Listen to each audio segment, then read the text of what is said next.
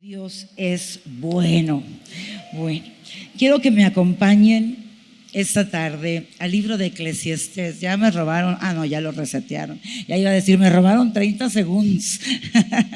Al libro de Eclesiastés, y vamos a irnos al capítulo 12 y vamos a leer las escrituras. A ver, déjeme ver, porque aunque uso lentes necesito engrandecer la letra.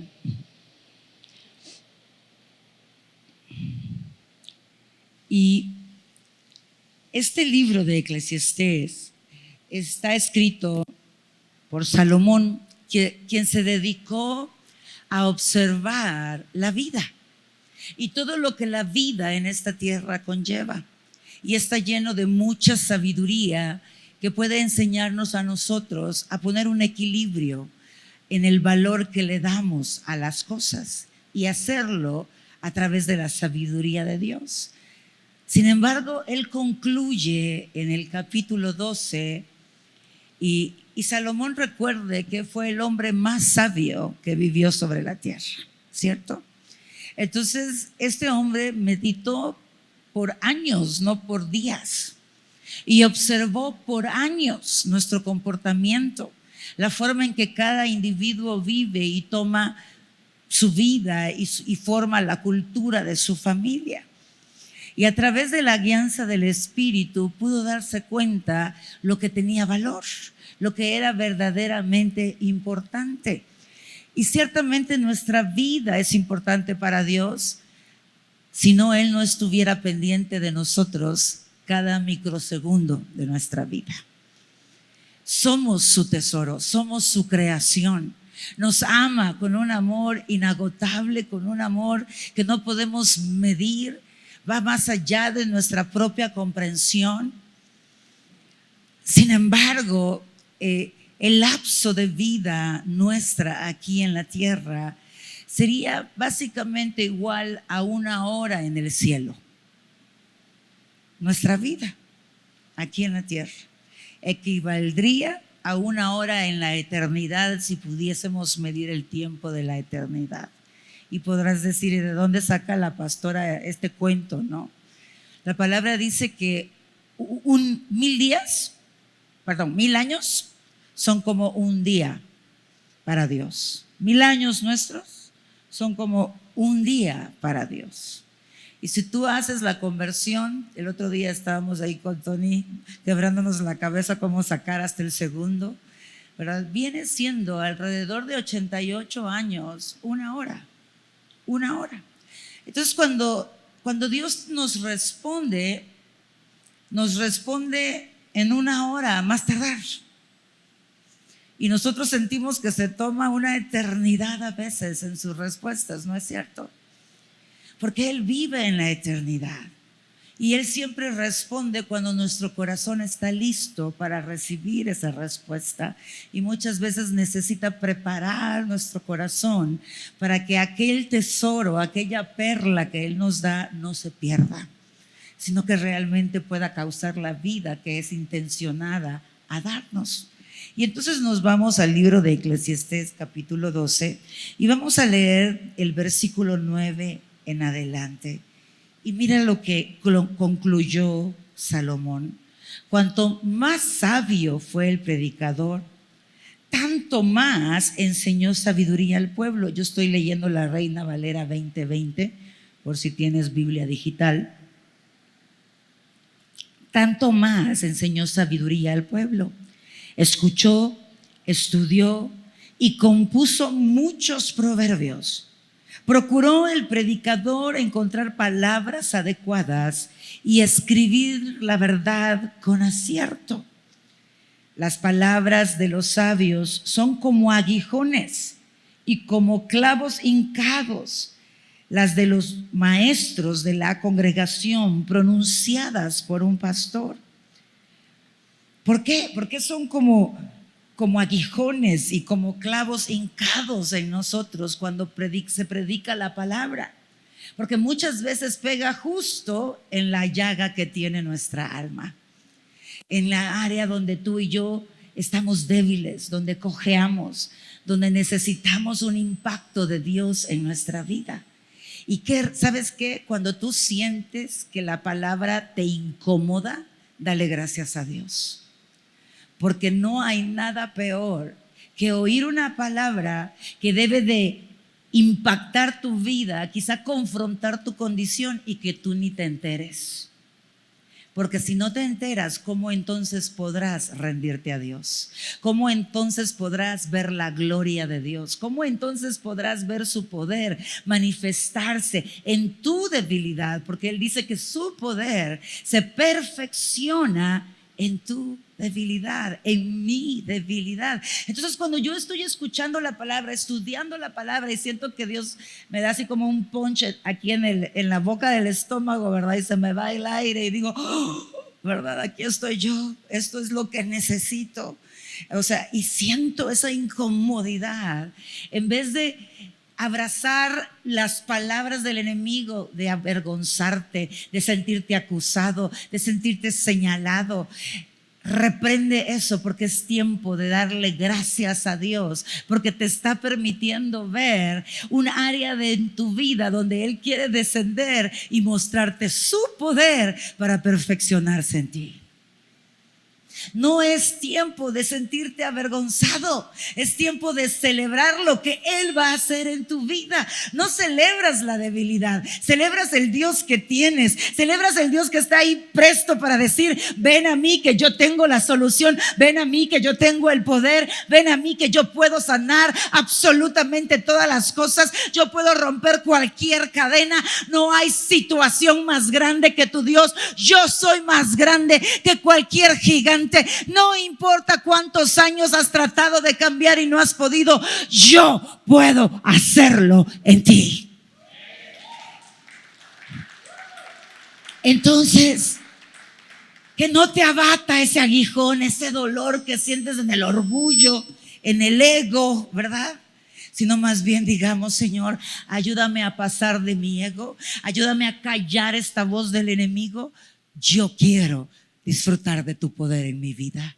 Yo quiero disfrutar de tu gloria en mi vida. Yo quiero ver esa perfección manifestarse en mí y poder. ¿Tú entiendes lo que Dios nos está diciendo cuando dice mi poder se perfecciona en tu debilidad? Es cuando empiezas a caminar en el poder de Dios y tú dices, ¿y qué ondas? ¿Por qué me estoy portando tan bien?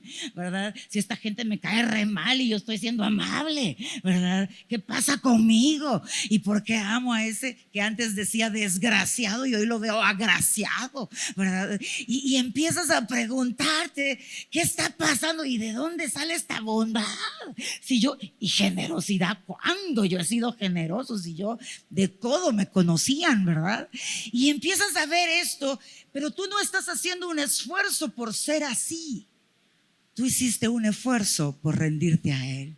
Tú hiciste un esfuerzo por creerle a Él. Tú hiciste un esfuerzo por ser dócil en sus manos. Tú hiciste un esfuerzo por obedecerle. Esa maravilla la hace Él en tu vida. Y empiezas a deleitarte en tu vida. Empiezas a gozar tu vida. Porque te das cuenta que aquel que siempre veías con mala cara, mal encarado y te provocaba acidez, ahora te produce gozo. Y dices, ching, ¿verdad? Ya no me hace nada.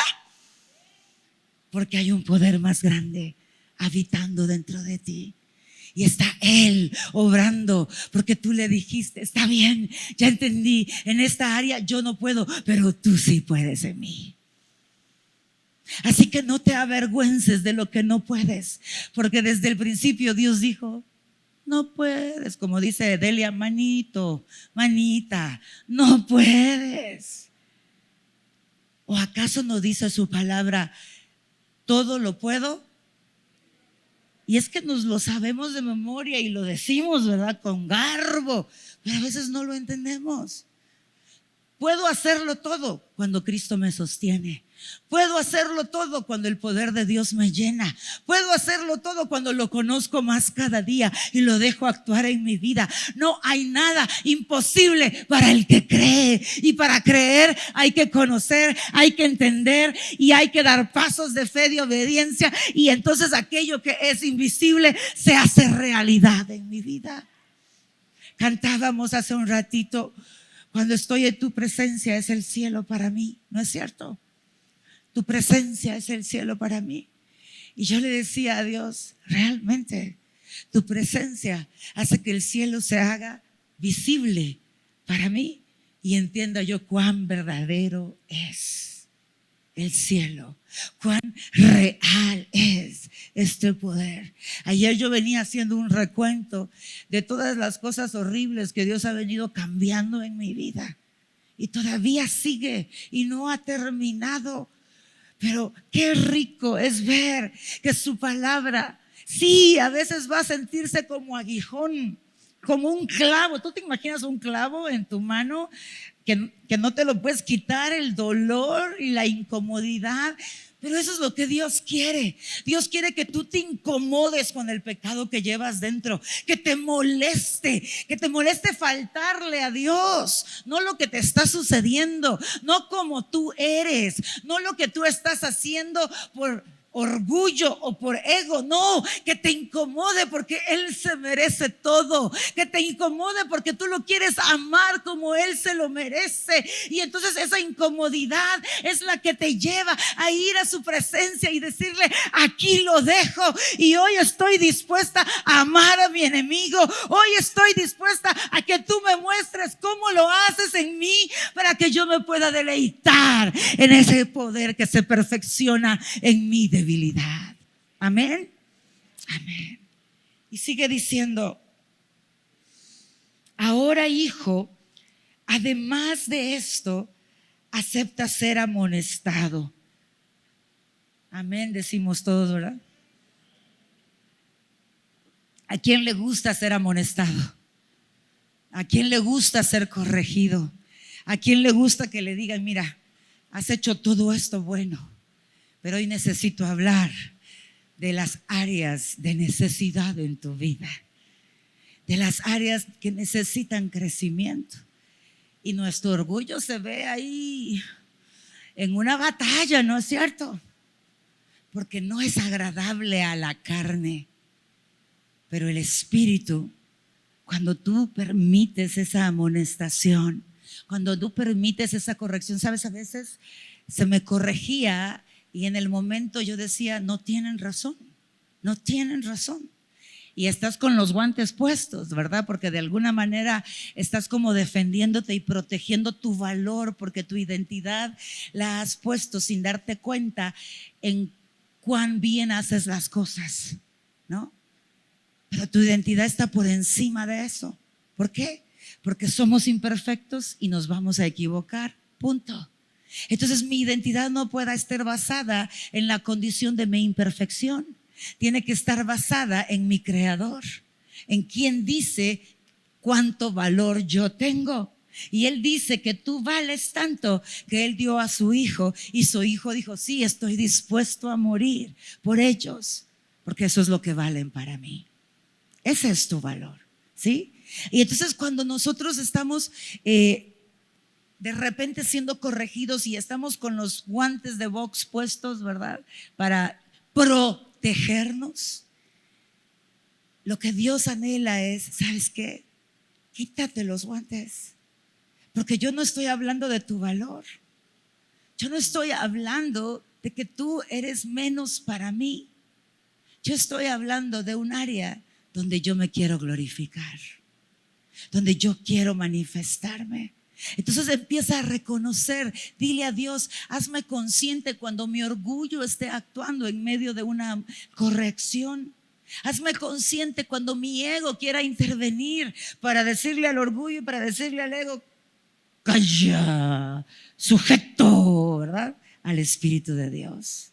¿Cuántas veces yo he tenido que decirle a Cristi: cállate, Cristina, no seas metida, deja que Dios obre en ti? Entonces yo iba a la presencia de Dios y le decía: Señor, ¿viste la corrección que me dieron? No tienen razón. Y Dios me dejaba darle todas las razones por las que yo creía que no tenían razón. Y luego Dios me mostraba un ángulo donde mi miopía no me permitía ver, donde la venda de mis ojos no me permitía ver. Pero Él quitaba esa venda y me decía: tienen razón por esto. Yo, ya, está bien, Señor, ya, ¿verdad? Ahí quédate, Señor. Pero entonces cuando Él empezaba a abrir mi entendimiento del por qué tenían razón, yo veía cómo mi corazón empezaba a hacerse dócil en su presencia. Y dejaba de resistir la amonestación, dejaba de resistir la corrección, porque ahora era Él hablando, abriéndome lo que yo no tenía, el entendimiento de lo que yo no tenía la capacidad de entender, de ir más profundo. Es que llamamos a lo bueno y a lo malo y no nos damos cuenta. No nos damos cuenta. Ese no es tan bendito porque no es bendito el dicho, ¿verdad? Ese no bendito dicho de lavarás tu ropa en la casa, ¿verdad? Los trapos sucios se lavan en casa. Qué diabólico es. ¿Cuántos de nosotros andamos cargando secretos de familia que nos tienen aplastados, que nos tienen hundidos, que no nos permiten alzar el vuelo, que nos tienen anclados a un lugar y no podemos avanzar hacia adelante? Porque, qué vergüenza, no puedo yo traicionar a mi familia. Y yo no te digo ve y cuéntalo en chisme, no. Hay consejeros, hay pastores que son consejeros como mi persona. Hay personas que están ahí para ayudarte a ver lo que Dios ya les ayudó a ver a ellos, para guiarte donde tú no entiendes cómo resolver la situación, para hacer luz, para mostrarte un camino que Dios ya tiene para ti y que tú puedas ser libre de aquello que te ha anclado, de aquello que te ha aplastado, de aquello que te carga demasiado y no te permite alzar el vuelo que Dios ha diseñado para ti. Pero son dichos que abrazamos porque vivimos de la imagen, ¿no? ¿Qué va a decir el fulano? Yo me acuerdo, no, ya perdí la cuenta de las veces que mi mamá me pegó y me decía, ¿qué va a decir menganito? ¿Qué va a decir sultanito? Y yo decía, ¿y qué me importa que digan, verdad? Porque uno está en rebeldía en ese momento, especialmente cuando te están dando con un cinturón de cuero sin parar y les está importando lo que muchos piensan menos los que tú sientes. Pero se te mete, ¿no? Y luego uno mismo dice, ¿qué va a decir fulano? Por ejemplo, decía un cristiano hace muchos años, ya ni sé quién lo dijo, pero dijo, no sé si se percataron que por un tiempo se puso de moda esos adhesivos que eran en forma de pescado, ¿verdad? Y se ponían atrás, unos decían Jesús, otros decían salva, y andaba el pescadito ahí dorado o metálico, ¿no? Pegado atrás de los coches. Y esta persona dijo, yo ni pongo, porque a veces me porto tan mal como manejo que ni quiero que sepan que soy cristiano. Entonces a mí no me conviene usarlos. ¿Por qué? Porque estamos pendientes del qué dirán. Demasiado pendientes. Entonces el Señor quiere que nosotros vayamos y entendamos mucho más alto para que podamos entender que esa corrección no tiene nada que ver con nuestro valor. Y eso significa que tú y yo necesitamos trabajar en poder sostener nuestra identidad en la verdad de Dios, no en nuestros tropiezos, en la verdad de Dios. Amén. Ok, y sigue diciendo, no tiene objetivo escribir muchos libros. El mucho estudio es fatiga para el cuerpo. El fin de todo el discurso que has oído es, teme a Dios y cumple sus mandamientos. Eso es el todo del ser humano, porque Dios juzgará toda acción, incluso las ocultas, sean buenas o sean malas. Y a mí me impacta esta declaración que hace el Salomón, porque en el versículo 3, en 9, cuando él dice, cuanto más sabio fue el predicador, tanto más enseñó sabiduría al pueblo. Escuchó, estudió, compuso muchos proverbios, escribió libros. Y entonces él dice acá, puedes escribir muchos libros, puedes estudiar hasta fatigar tu cuerpo, pero si no entiendes el propósito, Puedes predicar muchos mensajes, puedes exponerte a muchos mensajes predicados, pero si no entiendes el propósito, la razón de ser de todo esto, todo es vanidad. Todo es vanidad. Déjeme ir al capítulo de Eclesiastés en la Biblia, porque aquí lo tengo pues yo en mi enseñanza. Vamos a irnos a Eclesiastés.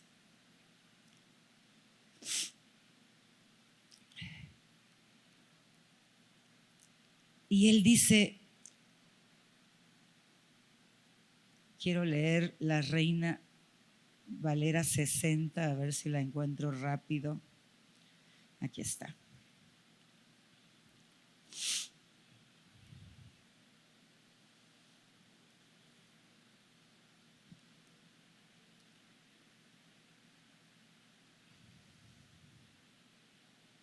Dice de esta manera el versículo 13: el fin de todo el discurso oído es este: teme a Dios y guarda sus mandamientos, porque esto es el todo del hombre.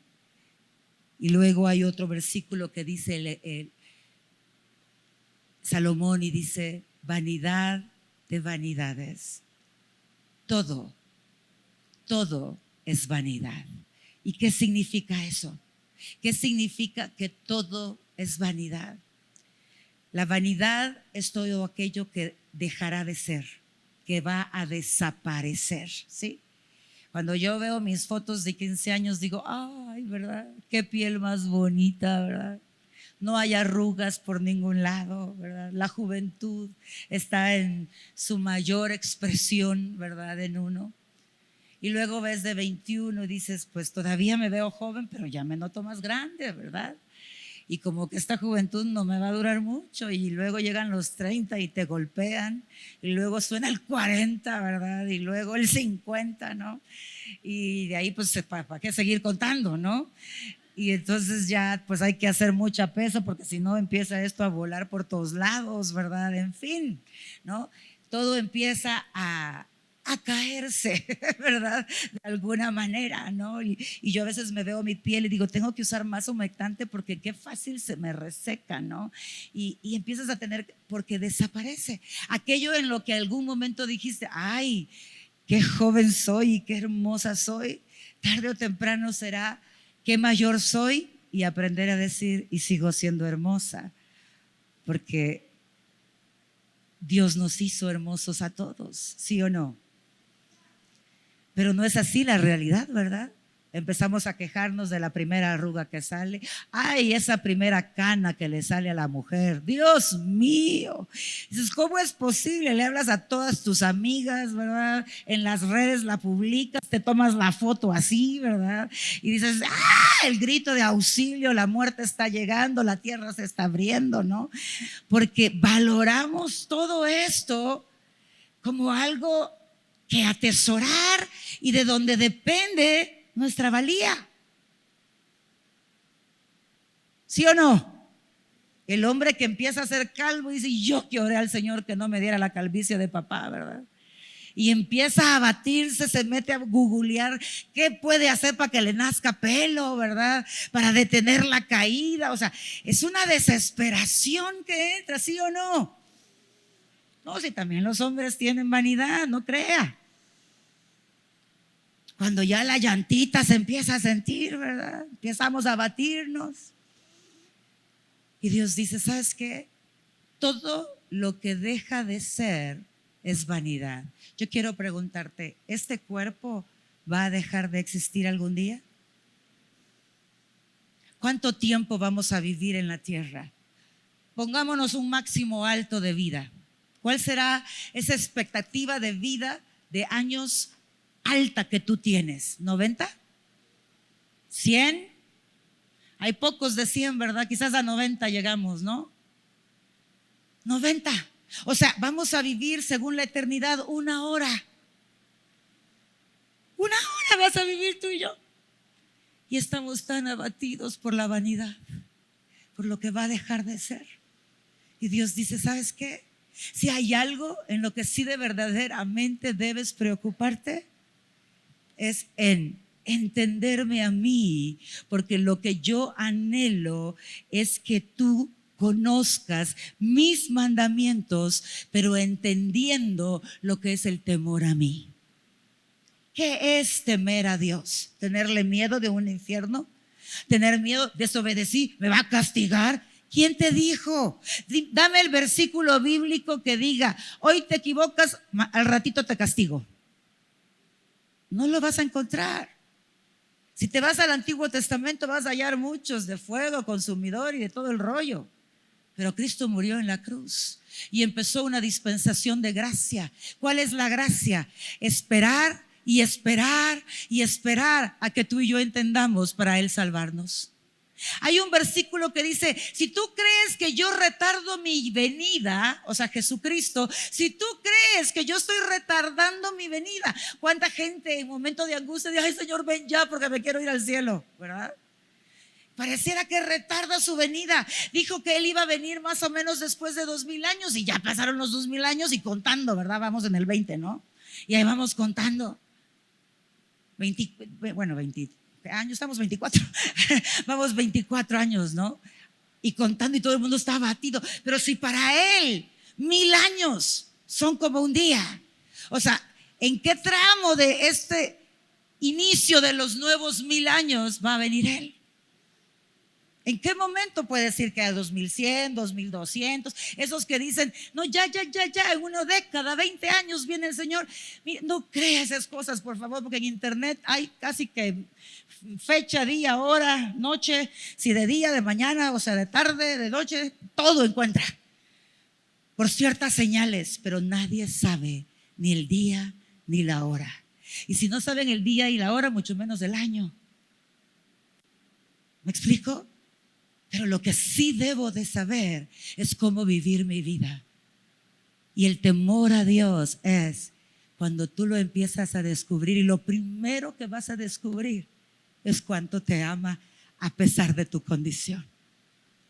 Cuán amado eres, no tienes idea de la dimensión de su amor por ti. Es un amor que yo le decía, ¿por qué me amas así si me acabas de revelar que estoy podrida por dentro? ¿Por qué me muestras este amor al mismo tiempo de mi podredumbre en mi interior? No lo entiendo. Deberías de rechazarme, deberías ahorita mismo mandarme al infierno, pero Él lo que me dio fue amor. ¿Sabes por qué? Porque su amor te sostiene en medio de la corrección. Su amor te sostiene en medio de la transformación que también duele. En medio de la renovación de tu mente que también duele, porque al alma le duelen los procesos. Pero Dios dice, conóceme para que me temas. ¿Y qué es temerle? Es admirarlo tanto que quiero darle todo. Es haber conocido su amor, su gracia, su misericordia, su bondad, su santidad. Cuando tú estás frente a Él en su presencia y de repente te muestra su santidad, dices, no, pues si no tengo ni un pelo de santa. En su luz no hay forma de esconder lo que está oscuro en nosotros. No lo hay, no hay forma. Queda expuesta nuestra verdadera condición. No hay forma que yo me sienta grande ni orgullosa, ni hay logros que presentar para decir, mira lo que hice. Solo queda mi imperfección expuesta. Pero en medio de esa santidad tan pura, su amor nos envuelve, su amor nos rodea y ese amor nos conquista, y eso es temor a Dios. Cuando te duele fallar porque le fallaste a Él, eso es temor a Dios. Cuando anhelas vivir para Él por encima de nosotros mismos y estamos dispuestos a decir, es cierto, estoy mal, pero quiero agradarte. Quiero que tú te vuelvas el centro de mi vida. Quiero que tú te vuelvas la razón por la que vivo. Quiero que tu voluntad sea lo más importante para mí. Y Dios dice, no importa en qué momento de tu vida te encuentras, si al inicio, si a 3/4, a media, a 3/4 antes de 1/4, 3/4 y al final, no importa. Lo importante es tener un corazón dispuesto a conocerle, para que ese temor santo, sano, basado en amor, en admiración, empiece a crecer en nosotros.